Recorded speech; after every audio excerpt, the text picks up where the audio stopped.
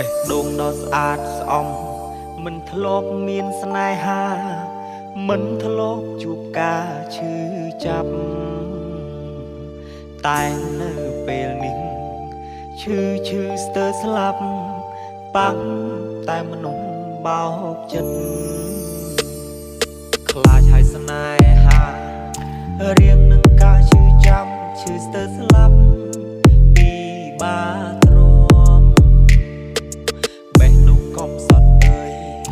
ត្រូវតែរឹងមាំត្រូវតែខំទ្រាំរស់ក្នុងភៀមឈឺចាប់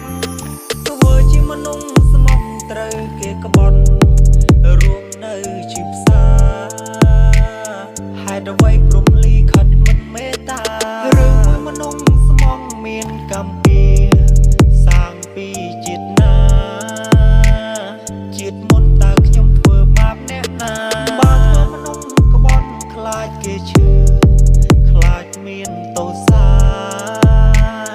មិនចង់ខ្លាចខ្លួនជាមនុស្សសាវាសុខចិត្តរួមនៅទាំងឈឺចាប់រួមនៅទាំងឈឺផ្សា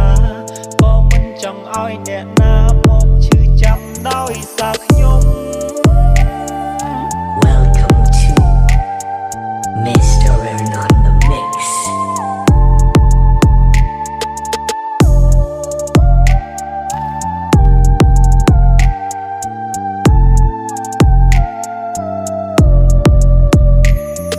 ខ្លាចហើយស្នេហា